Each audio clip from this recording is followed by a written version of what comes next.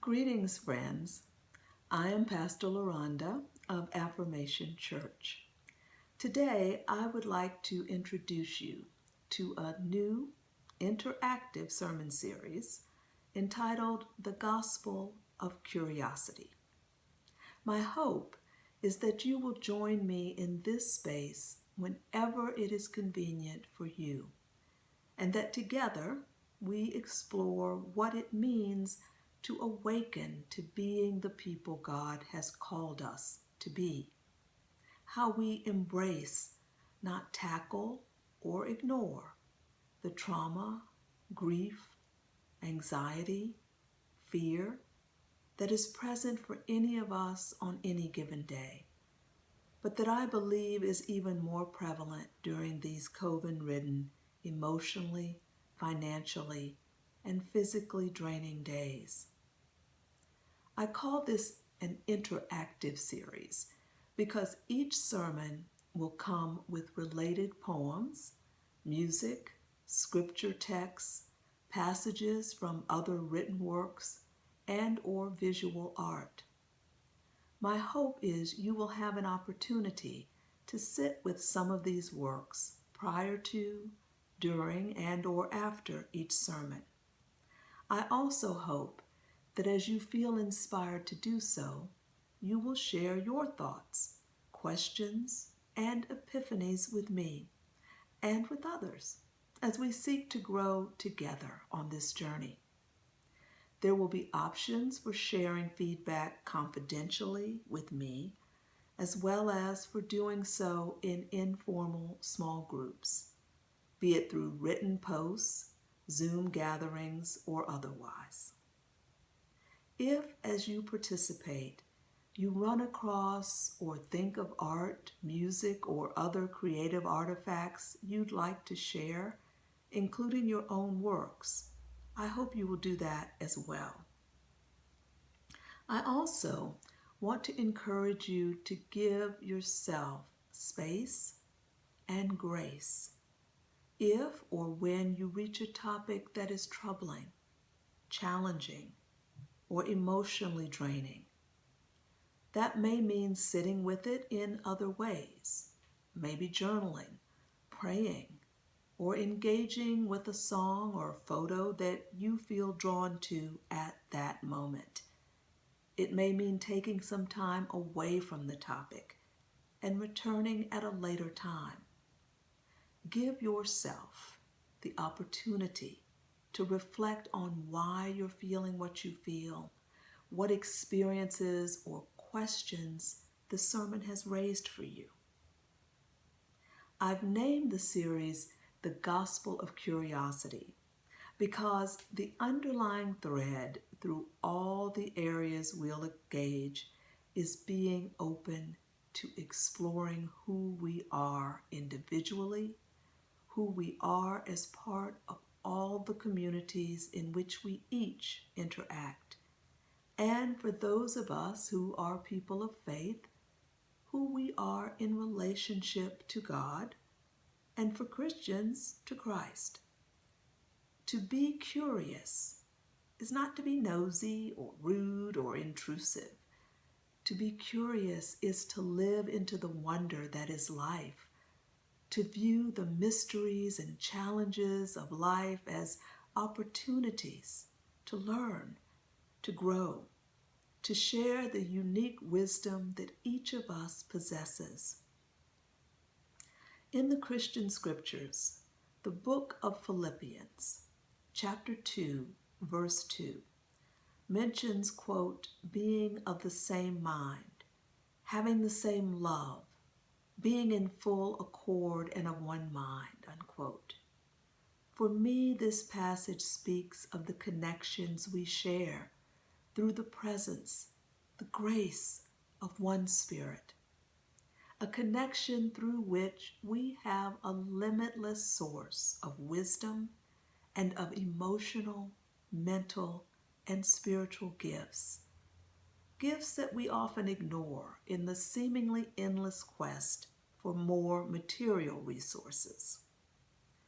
The great spiritual leader, the Dalai Lama, in his book Beyond Religion, Ethics for a Whole World, says the following, quote, "Time and geography will always impose limits on how much wealth anyone can succeed in accruing in a single lifetime.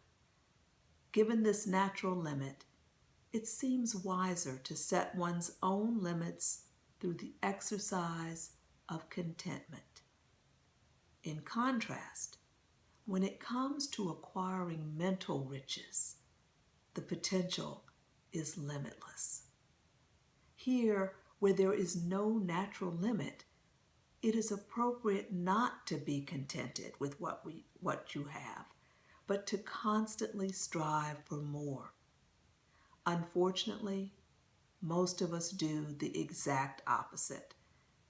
We are never quite satisfied with what we have materially, but we tend to be thoroughly complacent about our mental riches." Unquote.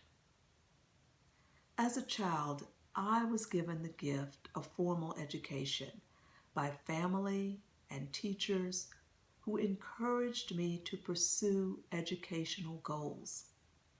At the time, I did not understand the full value of learning for learning's sake, be it so-called formal or informal education. As I have grown older, I have come to appreciate the myriad ways in which each of us learns. Not only every classroom, but every trip to the grocery store, every ride on a city bus, an international airline, or a tricycle is exposure to a wealth of resources. It's an opportunity to learn and to teach. Every moment of silence, of peaceful journeys in nature, of hearing the birds sing or watching tree leaves dance is an opportunity to connect with our deepest thoughts, with our God, and through our God with each other. Take a moment to think of the people, the other life, the encounters with nature that have taught you over the years. Think of the people, the other life, the encounters with nature that have been transformed in positive ways by knowing you and your stories, including the challenges you have faced. Then expand that well of resources to include the family and friends who cared for you, prayed for you, even unbeknownst to you. Expand again by bringing the generations who came before you, who because of their hope, their struggle, their shared wisdom contributed, and I believe continue to contribute to that well, that ocean of mental gifts. Expand again with your thoughts, your hopes for generations yet to come. The well of knowledge grows deeper, the ocean flows wider, all available to us if we only seek it. Become aware of it. Be curious about ourselves, about each other, about life. All available to use if we do not fear it. If we are secure in who we are, we can share our stories, and we can truly listen to, hear the stories of others. We can enter pleasant and unpleasant situations with our curiosity aroused, with eyes, ears, arms wide open, for we know that this is a chance to create new moments of transformation for ourselves and others. And my belief is that constant self-transformation leads to a more peaceful and joyous way of being in our daily lives. That constant self-transformation leads to a better understanding and engagement in the communities in which we live. So, I hope that you will take a moment to explore some of the resources that are available on the website to go with today's message. There is also a video there entitled A Celebration of Human Communities and Holy Communion.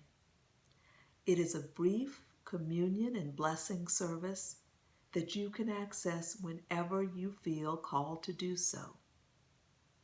If you would like to receive notice as upcoming sermons and related resources are posted, there is also a space for you to do that as well. I look forward to journeying with you over the coming days and weeks as we explore the Gospel of Curiosity. Amani.